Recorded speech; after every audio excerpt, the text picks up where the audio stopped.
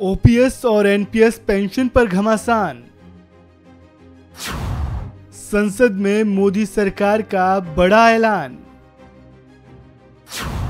क्या देश में फिर लागू होगी ओपीएस? देश में ओल्ड पेंशन स्कीम और न्यू पेंशन स्कीम पर जंग जारी है। पुरानी पेंशन स्कीम पर विवाद बढ़ता जा रहा है। चुनाव आते ही पुरानी पेंशन स्कीम का मुद्दा बाहर आ जाता है। राजनीतिक पार्टियां इसके जरिए अपना वोट बैंक बढ़ाना चाहती हैं, जिसका जीता जागता उदाहरण हमें हिमाचल प्रदेश में देखने को मिला। अब देश में पुरानी पेंशन स्कीम लागू होगी या नहीं, इस पर केंद्र सरकार ने लोकसभा में सफाई दी है।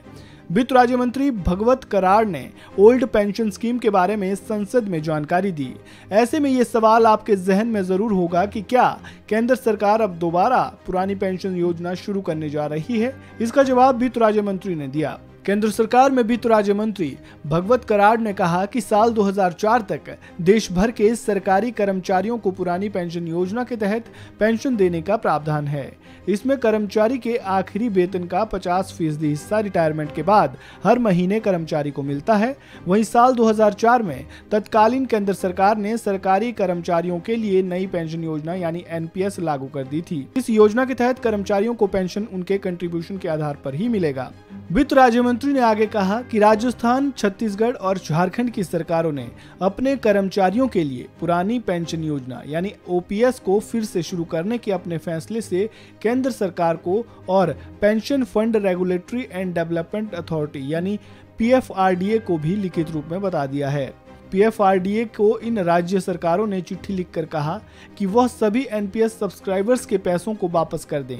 इस मामले पर पीएफआरडीए ने जवाब दिया है कि पीएफआरडीए एक्ट 2013 में ऐसा कोई प्रावधान नहीं है जिसके जरिए एनपीएस में जमा पैसों को राज्य सरकारों को दिया जाए। वहीं पंजाब सरकार ने 18 नवंबर 2022 को एक नोटिफिकेशन जारी किया जो राज्य सरकार के कर्मचारियों के लिए ओपीएस को लागू करने से संबंधित था।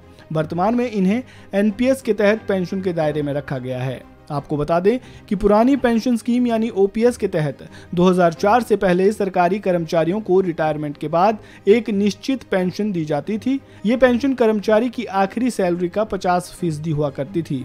इस तरह से पेंशन की राशि कर्मचारी की सैलरी के आधार पर निर्धारित होती थी। ओपीएस के तहत कवर कर्मचारी की अगर मृत्यु हो जाती थी तो इसका लाभ उसके परिजनों को मिलता था। हालांकि 1 अप्रैल 2004 को पुरानी पेंशन स्कीम बंद कर दी गई। इसकी जगह पर सरकार राष्ट्रीय पेंशन योजना लेकर आई है। इस खबर में फिलहाल इतना ही। ताज़ा अपडेट के लिए बने रहें वन इंडिया हिंदी के साथ।